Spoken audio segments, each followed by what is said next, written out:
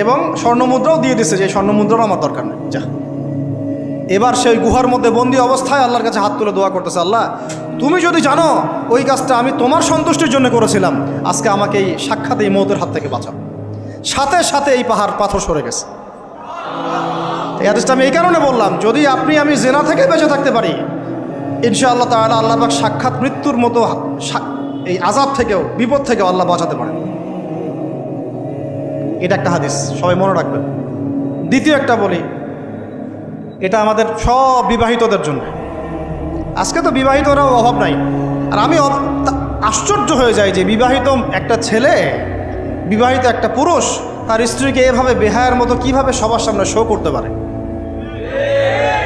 বিয়ে আপনি করলেন, মোহর আপনি দিলেন, সম্পদ আপনার, তার সতীত্ব আপনার, তার সম্ভ্রম আপনার, আপনি নিজে কেন ওকে এভাবে সবার সামনে উত্থাপন করতেছেন? টিকিট আপনি কাটলেন, সিনেমা সবাই দেখবে, ব্যাপারটা এরকম। কি অবস্থা! আবার কোনো কোনো ঘরে দেখা যায় স্বামীরা কন্ট্রোল করতে চাচ্ছে, কিন্তু মেয়ে বা স্ত্রী কন্ট্রোলে থাকতে চায় না। স্বামীকে বলে তুমি বেশি হুজুর হয়ে গেছো, বেশি বেশি হুজুর হয়ে গেছো। এই যুগে এগুলো চলে, এটা আধুনিকতার মডার্ন যুগ। এই করতে করতে আমাদের সমাজে পরকীয়া ছড়ায় পড়ছে। এখন এই পরকীয়া বলতে গিয়ে হাদিসটার কথা মাথায় আসছে। আল্লাহর নবী সাল্লাল্লাহু আলাইহি ওয়াসাল্লামের একজন সাহাবী, মহিলা সাহাবী। কি সাহাবী বলেন? এরকম ঘটনা দুই একটা ঘটেছে, আমি একটা বলতেছি খালি।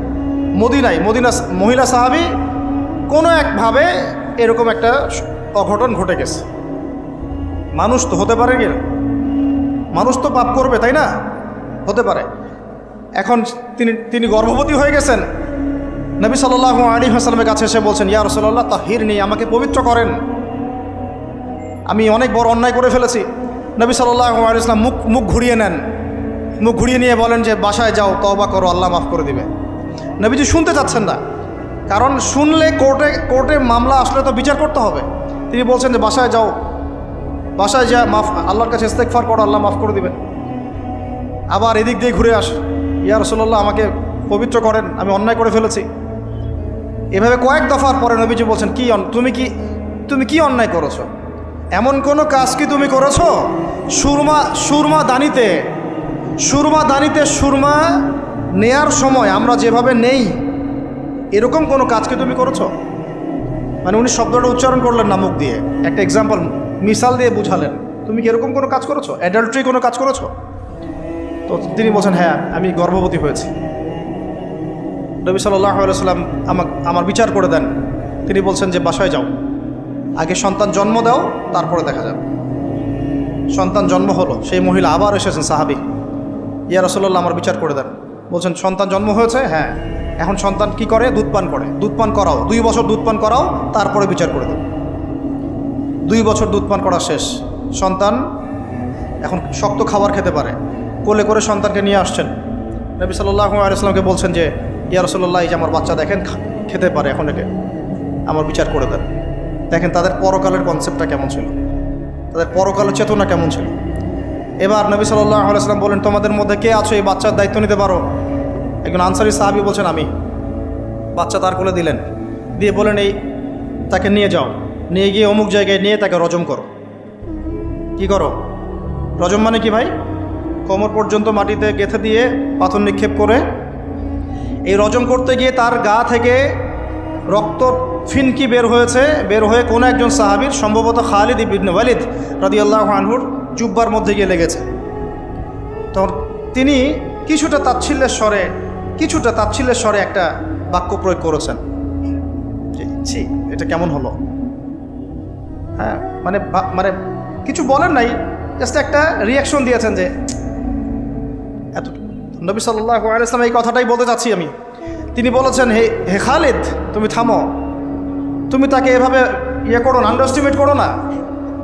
এই নারী এই অপরাধ করার পরে যে পরিমাণ ইস্তেগফার করেছে, আল্লাহর কাছে তওবা করেছে, তার একার তওবা যদি মদিনাবাসীর মধ্যে ভাগ করে দেওয়া হয় তাও কম হবে। এই ঘটনা একটা ঘটেছে, আরেকজন সাহাবীর সাথে ওই ঘটনা ঘটেছে, পুরুষ সাহাবী। নবীজি বলেছেন, তোমরা তাকে তাচ্ছিল্য করো না, কারণ আমি দেখছি সে এখন জান্নাতে সাঁতার কাটতেছে। আর আমরা এই যে পরকীয়া, দেখেন পরকীয়া করলে, পরকীয়ার মাধ্যমে কেউ যদি ব্যভিচার করে ফেলে, নাউযুবিল্লাহ, তাহলে এই পৃথিবীতে বাঁচার অধিকারটা সে হারায় ফেলে। পৃথিবীতে কি হয়? বাঁচার অধিকারটা সে হারায় ফেলে। ঠিক কেউ করে এই পৃথিবীতে বাঁচার অধিকারটা সে হারায় ফেলে। নবীজি স্ট্রেট বলেছেন, ফাকতুলুল ফাইলা ওয়াল মাফউলা বিহি, যে করবে যার সাথে করা হবে দুটাকেই ফেলো। কেউ যদি ধর্ষণ করে বাঁচার অধিকারটা হারায় ফেলে। কিছু পাপ আছে যেগুলো করলে তওবা ইস্তেগফার করা যায়, আল্লাহ হয়তো মাফও করে দিবেন, কিন্তু পৃথিবীতে বাঁচার অধিকারটা মানুষ হারায় ফেলে। এইটাকে আমরা এইভাবে প্রমোট করতেছি এখন। কে কে এগুলো নিয়ে ফিকির করে এখন? মনে করে যেটা তো আধুনিকতা। অনেকে ওয়াইফ, একটা শব্দ আছে ওয়াইফ সুইপিং, একজনের ওয়াইফকে আরেকজনকে দিবে, ওর ওয়াইফকে সে নিবে, রাত কাটাবে। নাউযুবিল্লাহ। এটা পশ্চিমা সভ্যতা থেকে আসতেছে, জানেন? চোখ কান খোলা রাখেন। আমরা নিজের অনেক বক ধার্মিক সাজার চেষ্টা করতেছি, কিন্তু সমাজটা নষ্ট হয়ে যাচ্ছে। এটাকে সংস্কার করার দায়িত্ব আমাদের।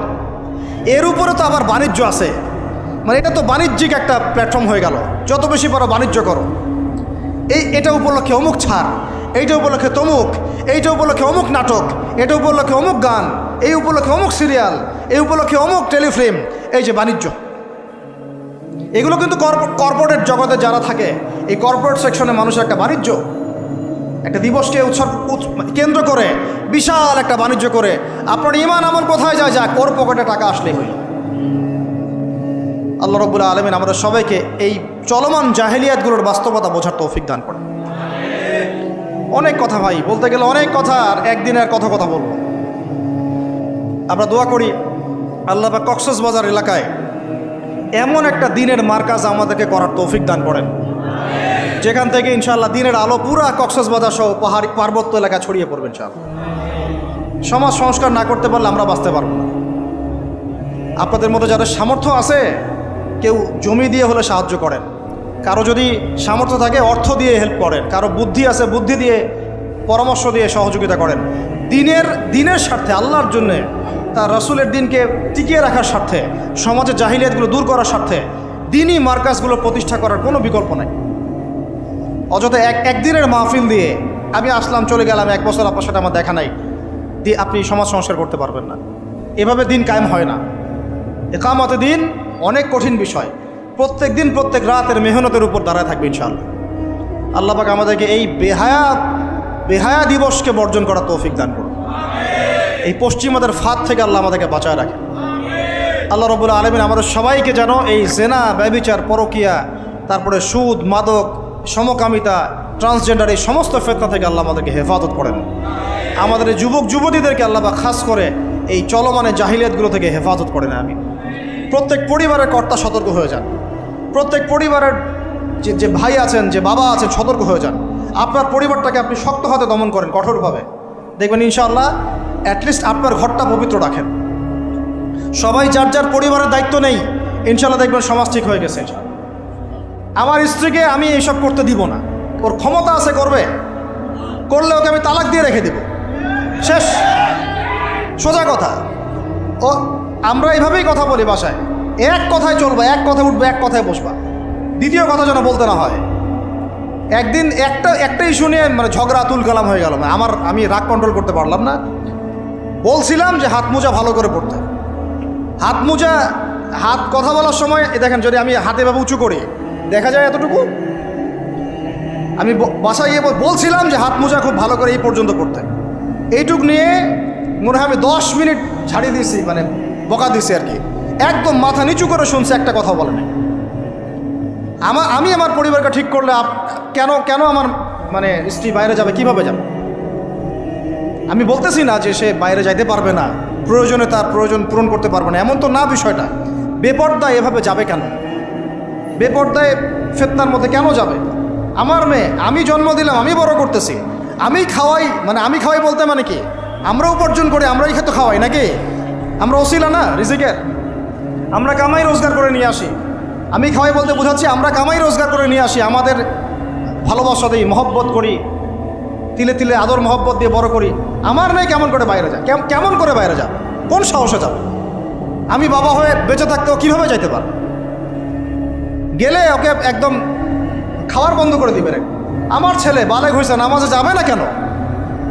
যাবে না কেন? যদি না যায় আমি ওর খাওয়া বন্ধ করে দিব। শাসন করতে হবে। সবসময় কিন্তু মিষ্টি কথা চিরা ভিজে না। আল্লাহ পাক কোরআনের মধ্যে হেদায়েত দিতে উৎসাহিত করেছেন, এখানেই আবার আইনগুলো নাজিল করেছেন।